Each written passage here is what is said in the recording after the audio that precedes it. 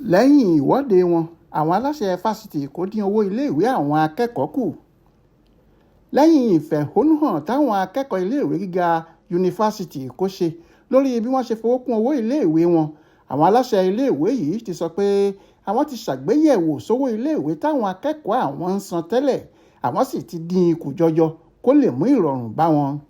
Ìkéde ọ̀hún wáyé lọ́jọ́ Ẹtì Friday ọjọ́ 15 oṣù kẹsàn-án yìí lẹ́yìn ìpàdé pàjáwìrì kan tó wáyé láàrin àwọn alákòóso iléèwé náà pẹ̀lú àwọn aṣojú ẹgbẹ́ akẹ́kọ̀ọ́ National Association of Nigerian Students.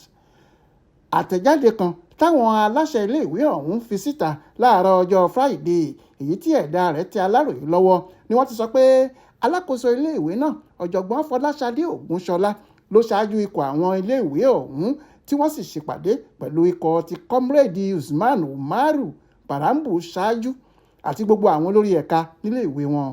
Comrade Barambu tí í ṣe olórí ẹgbẹ́ akẹ́kọ̀ọ́ iléèwé náà tó gbẹnu àwọn akẹ́kọ̀ọ́ sọ̀rọ̀ níbi ìpàdé ọ̀hún sọ gbogbo ẹ̀dùn ọkàn àwọn ẹlẹgbẹ́ rẹ̀ lórí àfikún òjijì tí wọ́n ṣe sí owó iléèwé. Níbi ìpàdé náà ló ti rọ̀ wọ́n pé kí wọ́n dá owó ọ̀hún padà sí bó ṣe wà tẹ́lẹ̀ nítorí pé ìnira ni fáwọn akẹ́kọ̀ọ́ láti rí owó náà san. ṣá o, ọ̀jọ̀gbọ́n Ògúnṣọlá sọ pé lójúnà láti pèsè ètò ẹ̀kọ́ tó yè kooro làwọn ṣe ṣàfikún owó iléèwé ọ̀hún. Lẹ́yìn táwọn méjèèjì jọ gbé yẹ̀wò síra wọn ni wọ́n bá fẹnu kò lórí pé kí wọ́n gé àwọn owó náà kù kó lè rọrùn fáwọn akẹ́kọ̀ọ́ gbogbo láti tẹ̀síwájú nínú ètò ẹ̀kọ́ wọn.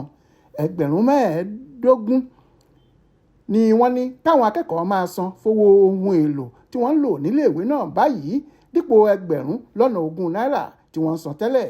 Káwọn akẹ́kọ̀ọ́ tí wọ́n ṣẹ̀ṣẹ̀ wọlé máa san 1,160 ó dín díẹ̀ 116,000 dípò 1,160 náírà ó lé díẹ̀ tí wọ́n ń san tẹ́lẹ̀ tẹ́lẹ̀.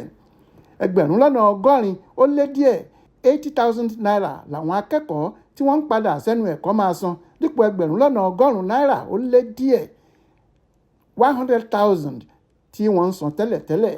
Bẹ́ẹ̀ ò bá gbàgbé, nínú oṣù keje ọdún yìí làwọn aláṣẹ iléèwé náà kéde àfikún owó iléèwé wọn tí wọ́n sì tọ́ka sí pé gbogbo nǹkan ti gbówó lórí gidi ni ohun tó fà á nìyẹn. Èyí àtàwọn ohun mìíràn ni wọ́n ló fà á táwọn ṣe ṣàfikún sówó iléèwé àwọn akẹ́kọ̀ọ́ ọ̀hún.